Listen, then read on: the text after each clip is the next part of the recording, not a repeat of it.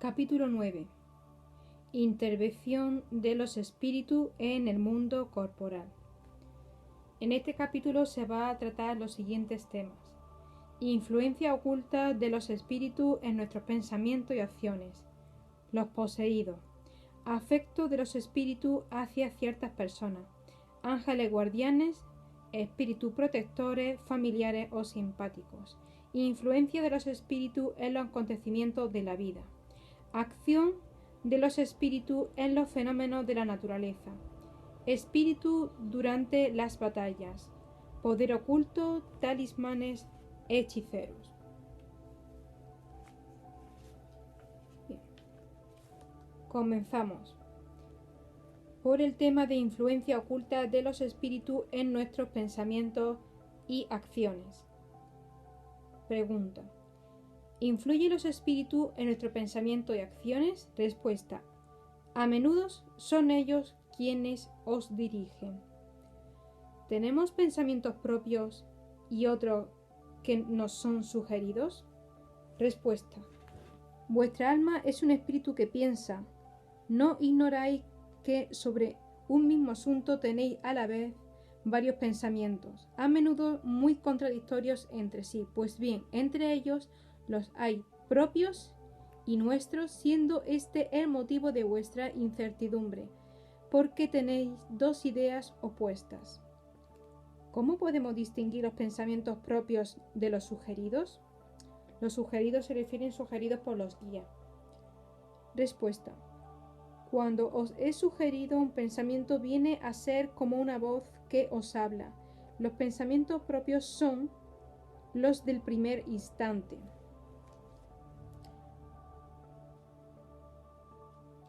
¿Por qué permite Dios que los espíritus nos exciten al mal? Respuesta: los espíritus imperfectos son instrumentos destinados a probar la fe y constancia de los hombres en el bien. Tú, como espíritu, debes progresar en la ciencia de lo infinito, y por eso pasas por las pruebas del mal para llegar al bien. Nuestra misión es la de ponerte en el buen camino, y cuando obran en ti malas influencias es porque las atraes con el deseo del mal, porque los espíritus inferiores vienen a ayudarte en el mal cuando deseas cometerlo. Solo queriéndolo tú puedes ayudarte en el mal. Si tienes propensión al homicidio, estarás rodeado de una nube de espíritus que fomentarán en ti esa idea, pero otros te rodearán también que influenciarán en sentido del bien, lo que equilibra la balanza dejándote dueño de tu voluntad. Pregunta: ¿por qué medio puede neutralizarse la influencia de los espíritus malos? Respuesta: practicando el bien y poniendo toda vuestra confianza en Dios.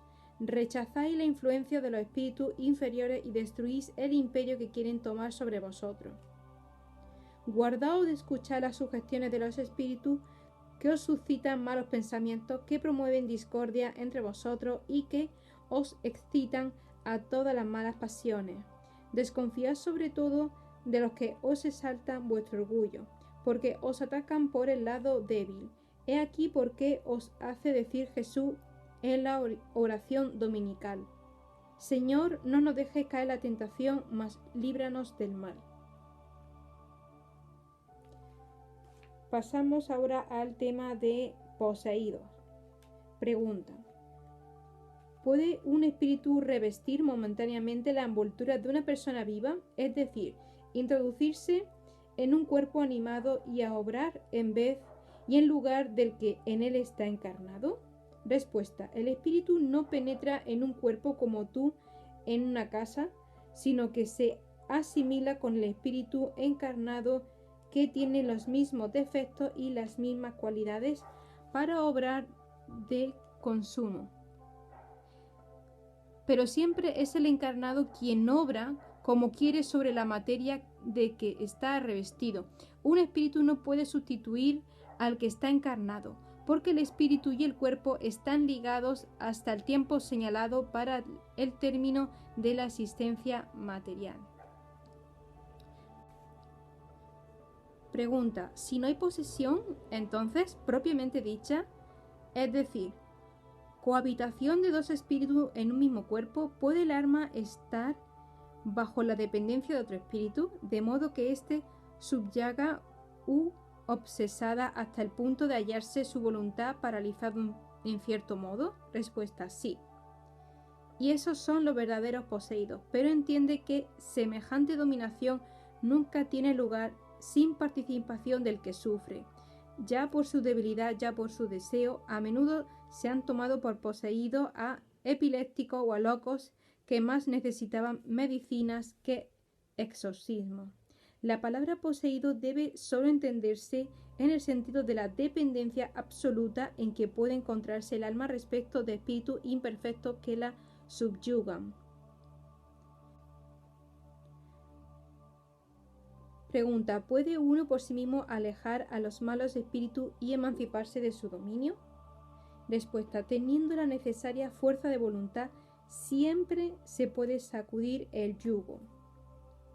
Mientras más hombre de bien es uno, mayor poder tiene sobre los espíritus imperfectos para alejarlos y sobre los buenos para atraerlos.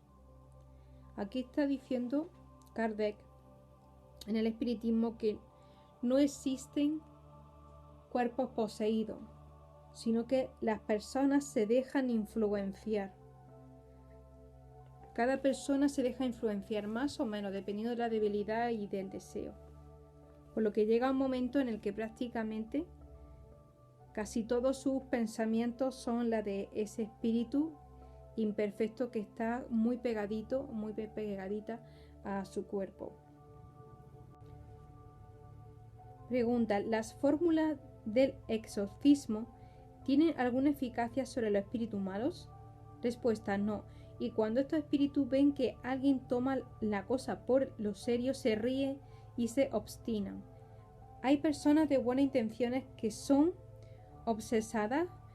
¿Cuál es el mejor medio de liberarse de los espíritus obsesores?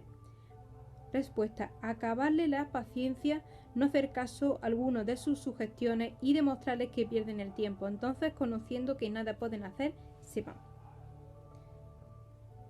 Es decir, si tú en algún momento sientes que hay algún tipo de espíritu que está pensando mucho a través de ti, que está como tratando de obsesionarte, si tienes esa fuerza de voluntad y dices, nada ni nadie tiene poder sobre mí, entonces llegará el momento en que el espíritu se vaya, porque ve que no puede hacer nada.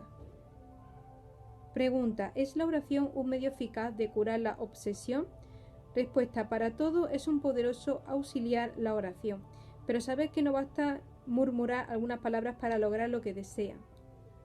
Es preciso, pues, que el obsesado haga por su parte lo necesario para destruir en sí mismo la causa que atrae a los espíritus malos. Es decir, sea una persona fuerte de voluntad. Bien. Pasamos al tema de afecto de los espíritus hacia ciertas personas. ¿Los espíritus aman preferentemente a ciertas personas? Respuesta: los espíritus buenos simpatizan con los hombres de bien o susceptibles de mejorarse. Los espíritus inferiores con los hombres viciosos o que pueden llegar a serlo, y de ahí su adhesión, resultado de la semejanza de sensaciones.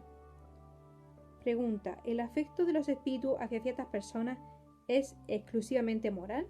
Respuesta: el afecto verdadero no es nada carnal, pero cuando un espíritu se afecciona a una persona, no siempre es por afecto, y alguna parte puede tomar en ello un recuerdo de las pasiones humanas. Los espíritus buenos hacen todo el bien posible y gozan con todas vuestras alegrías.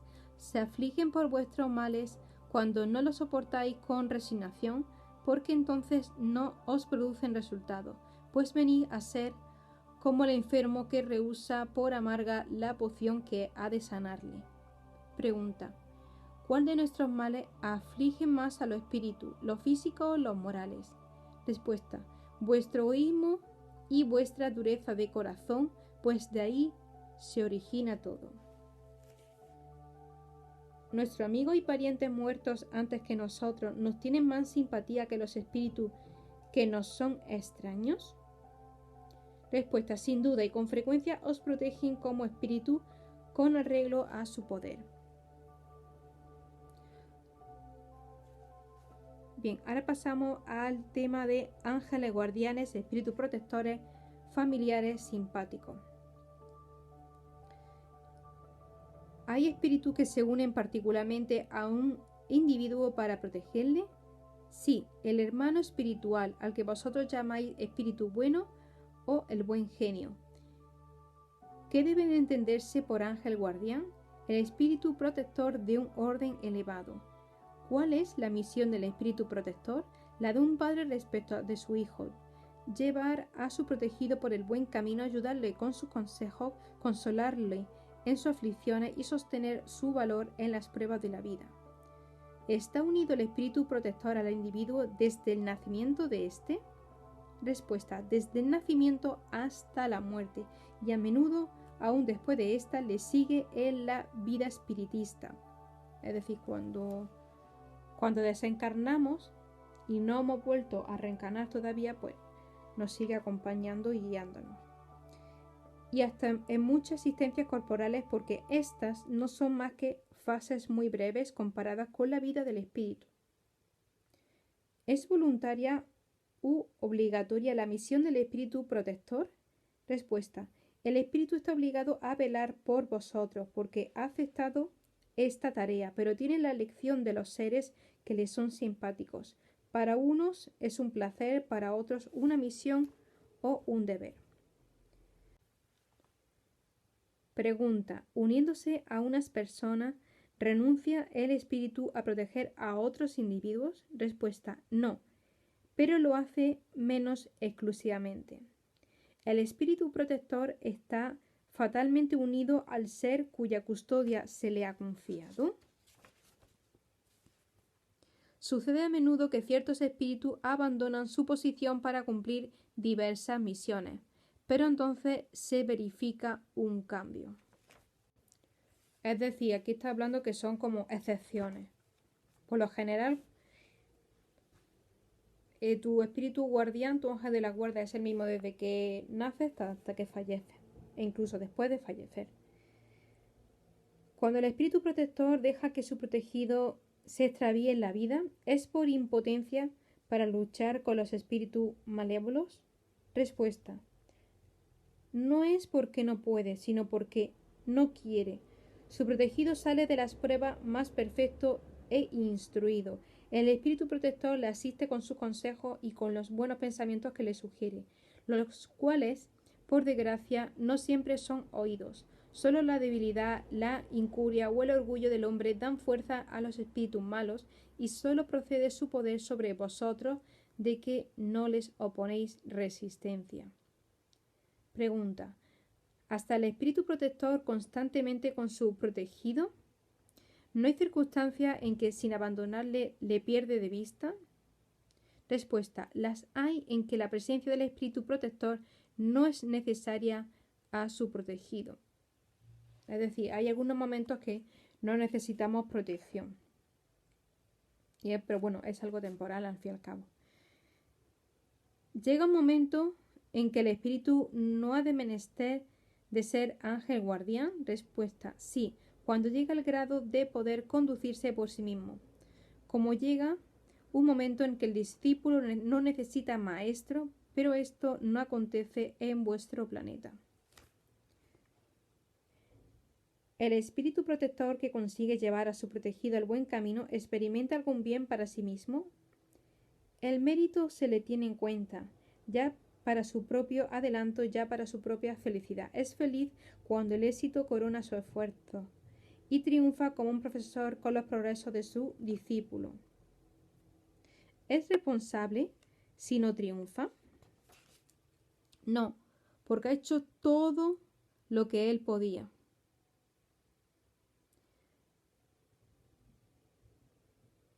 ¿Podemos saber siempre el nombre de nuestro espíritu protector o ángel guardián? ¿Cómo queréis saber nombres que no existen para vosotros? Ahí está diciendo que hay nombres que no son terrestres, o sea, fáciles, como María, cosas así, sino son como Me recuerda como al Señor del Anillo, así como palabras así que son como un susurro, nombres así muy abstractos. ¿Cómo pues le hemos de invocar si no conocemos su nombre? Dadle el nombre que queráis, el de un espíritu superior a quien tengáis simpatía o veneración. El espíritu protector acudirá al llamamiento, porque todos los espíritus buenos son hermanos y se auxilian mutuamente. Los espíritus protectores que toman nombres conocidos son siempre realmente los de la persona que tenían aquellos nombres. Respuesta: no, sino espíritus que les son simpáticos y que vienen a menudo por orden suya. Necesitáis nombres y entonces toman uno que os inspire confianza. Cuando vosotros no podéis cumplir personalmente una misión, enviáis un representante que haga vuestras veces.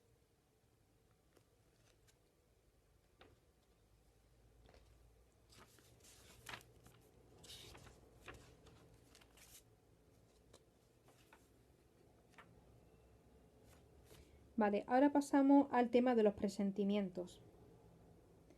El presentimiento es un consejo íntimo y oculto de un espíritu que os quiere bien. Consiste también en la intuición de la elección que se ha hecho. Es la voz del instinto. El espíritu, antes de encarnarse, tiene conocimiento de las principales fases de su existencia, es decir, de la clase de pruebas a que se compromete. Cuando tiene un carácter predominante, el espíritu conserva una especie de impresión en su fuero interno, y esta impresión, que es la voz del instinto, acentuándose cuando el momento se aproxima, se convierte en presentimiento. Pregunta: ¿este y la voz del instinto tienen siempre algo de vago? ¿Qué debemos hacer en la incertidumbre? Respuesta: cuando estés incierto, invoca a tu espíritu bueno o suplica al Señor de todos, a Dios, que te envíe uno de los mensajeros a uno de nosotros. Pregunta: ¿las advertencias de nuestros espíritus protectores tienen por único objeto la conducta moral o también la que debemos observar en las cosas de la vida privada? Respuesta: todo, pues procura haceros vivir lo mejor posible, pero a menudo vosotros cerráis los oídos a las buenas advertencias y sois infelices por culpa vuestra. Ahora pasamos al tema influencia de los espíritus en los acontecimientos de la vida. Nosotros nos figuramos equivocadamente que la acción de los espíritus no debe manifestarse más que por fenómenos extraordinarios. Quisiéramos que nos ayudasen por medio de milagros y siempre nos lo representamos provistos de una varita mágica. No hay tal cosa, y he aquí por qué su intervención nos parece oculta y lo que con su concurso se verifica nos parece muy natural. Así, por ejemplo, provocarán el encuentro de dos personas que creerán encontrarse por casualidad. Inspirará a alguien la idea de pasar por un lugar determinado, llamará su atención sobre tal cosa, si ha de conducir el resultado que quiere obtener, de modo que, creyendo el hombre seguir su propio impulso, conserva siempre su libre albedrío. Pregunta: teniendo los espíritus una acción directa sobre la materia, ¿pueden provocar ciertos efectos con objeto de que se realice un acontecimiento? Por ejemplo, un hombre debe sucumbir, sube una escalera, ésta se rompe y el hombre muere. ¿Son los espíritus quienes ha hecho que se rompa la escalera para que se cumpla el destino de aquel hombre? Respuesta: en el ejemplo que has puesto se ha roto la escalera porque estaba corroída o no era bastante fuerte para resistir el peso del hombre. Si el destino de éste era el de perecer de este modo, los espíritus le inspirarán la idea de subir la escalera que habría de romperse bajo su peso, y su muerte sería un efecto natural sin hacer necesario un milagro para lograrla. Pongamos otro ejemplo en que no intervenga el estado natural de la materia. Un hombre debe morir herido por un rayo. Se refugia debajo de un árbol. Cae el rayo y muere el hombre. ¿Han podido los espíritus provocar a aquel y dirigirlo a este? Se refiere que si son los espíritus los que provocan el rayo. Respuesta. Es lo mismo que en el caso anterior. Cayó el rayo en el árbol en aquel momento, porque así entraba en las leyes de la naturaleza. Pero se le inspiró la idea de refugiarse debajo de un árbol que recibía un rayo. Pregunta. Un hombre malintencionado lanza sobre alguien un proyectil que le roza sin herirle. ¿Puede haber desviado un espíritu bueno? Respuesta. Si el individuo no debe ser herido, el espíritu bueno le inspirará la idea de separarse, de alejarse. O bien podrá ofuscar a su enemigo de modo que no apunte bien, porque el proyectil, una vez lanzado, sigue la línea que debe recorrer.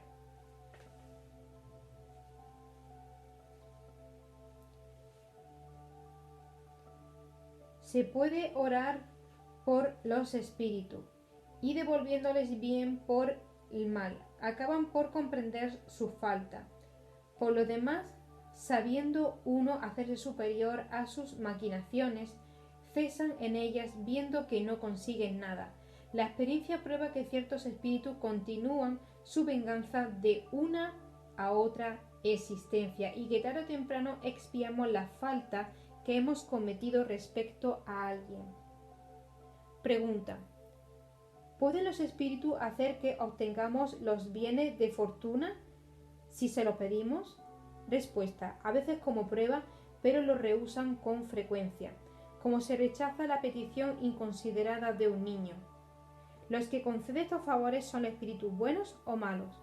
Respuesta. Unos y otros, depende de la intención, pero generalmente son espíritus que quieren arrastraros al mal y que encuentran un medio fácil de conseguirlo en los goces que os proporciona la fortuna. Ahí está hablando que pueden ser guías o pueden ser espíritus imperfectos. Es decir, los guías guiarán a las personas para ese dinero si el propósito va a ser bueno. Si es para ayudar o para ayudarse o para ayudar a los demás, como una misión. Pasamos al tema acción de los espíritus en los fenómenos de la naturaleza. ¿Esos espíritus pertenecen a las órdenes superiores o inferiores de la jerarquía espiritista?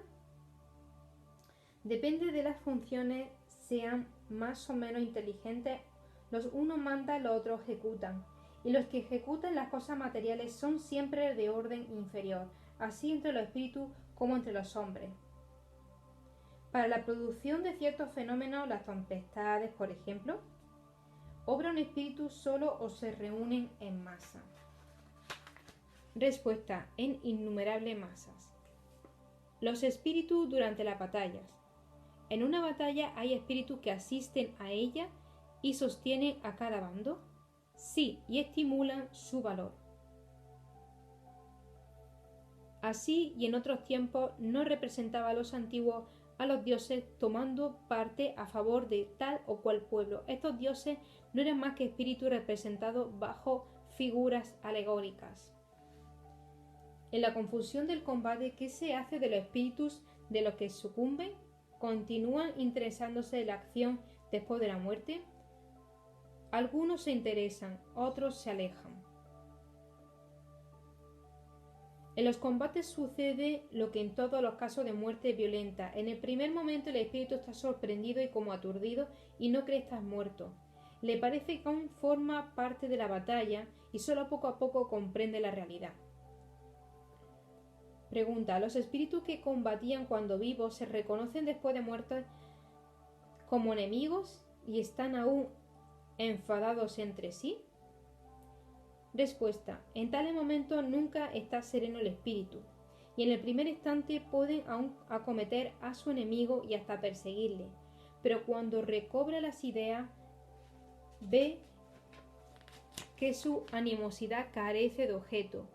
Puede, no obstante, conservar algunos recuerdos más o menos pronunciados según su carácter.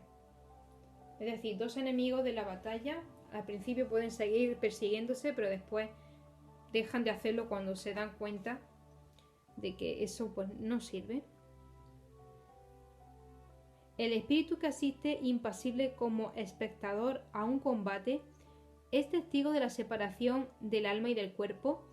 ¿Y cómo se le presenta este fenómeno? Respuesta: hay pocas muertes completamente repentinas.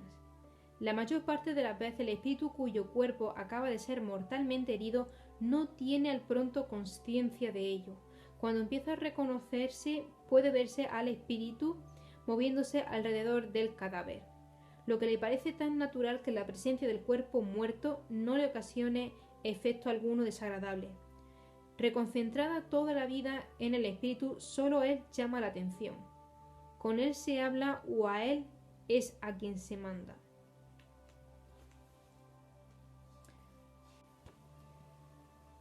Pasamos a los temas de poder oculto, talismanes, hechiceros. Bien, pregunta: ¿qué debemos pensar de la creencia de que ciertas personas tienen poder para verificar hechicerías? Respuesta: ciertas personas tienen un poder magnético muy grande del que pueden hacer mal uso si es malo su propio espíritu. En este caso pueden ser secundadas por otros espíritus malos, pero no creáis en ese supuesto poder mágico, que solo existe en la imaginación de la gente supersticiosa, ignorante de las verdaderas leyes de la naturaleza. Los hechos que se citan son naturales, pero mal observados y sobre todo mal comprendidos. Todas las fórmulas son charlatismo. No hay ninguna palabra sacramental, ningún signo cabalístico, ningún talismán que tenga el poder sobre los espíritus, porque estos, solo por el pensamiento y no por cosas materiales, son atraídos. Aquí está hablando de hechicería, magia, rituales para controlar espíritus. A eso es lo que se refiere en este caso. Dice: en el que con razón o sin ella tiene confianza en lo que llama la virtud de un talismán, no puede por esa misma confianza atraer un espíritu, siendo entonces el pensamiento el que obra y el talismán no es más que un signo que favorece la dirección de aquel. Es decir, que ayuda, que un talismán ayuda, pero no hace. Respuesta: es cierto, pero la naturaleza del espíritu atraído depende de la pureza de la intención y de la elevación de sentimiento, y es difícil que él, que es bastante sencillo para creer en la virtud de un talismán, no tenga por objeto un fin más material que moral. En este caso, acusa una pequeñez y una debilidad de ideas que dan acceso a los espíritus imperfectos y burlones. Pregunta: ¿en qué sentido debe darse a la calificación de hechicero? Respuesta: lo que llamáis hechiceros son personas, cuando proceden de buena fe, que están dotadas de ciertas facultades tales como el poder magnético o la doble vista, y como hacen cosas que no comprendéis, las creéis dotadas de un poder sobrenatural. ¿No han pasado vuestros sabios con frecuencia por hechiceros a los ojos de los ignorantes? El espiritismo y el magnetismo nos dan la clave de una multitud de fenómenos sobre los cuales ha forjado la ignorancia una infinidad de fábulas, en las que la imaginación ha exagerado los hechos. El conocimiento ilustrado de esas dos ciencias, que por decirlo así no son más que una, mostrando la realidad de las cosas y su verdadera causa, es el mejor preservativo contra las ideas supersticiosas, porque demuestra lo posible y lo imposible, lo que entra en las leyes de la naturaleza y lo que no pasa de ser una creencia ridícula. ¿Tienen ciertas personas verdaderamente el don de curar por el simple tacto? Respuesta: hasta eso puede llegar la potencia magnética. cuando ésta está secundada por la pureza de sentimientos y un deseo ardiente de hacer el bien, porque entonces los espíritus buenos vienen a su auxilio. O sea, aquellas personas que quieren ayudar a la gente, acudirán a ellos algunos espíritus buenos. Es decir, lo que está diciendo el espiritismo, según los guías de Allan Kardec, es que no existe ningún tipo de hechizo o hechicero que tengan influencia sobre los espíritus, y que aquellas personas que ignoran la ley de la naturaleza, el magnetismo, la fe, la ley de la atracción y demás, pues son llamados hechiceros, pero al fin y al cabo es algo natural que sabemos si podemos hacer todo. Eso es cuestión de ponerse, practicar y demás, y no tener ningún bloqueo a nivel mental y emocional. Bueno, y así concluye el resumen del capítulo 9.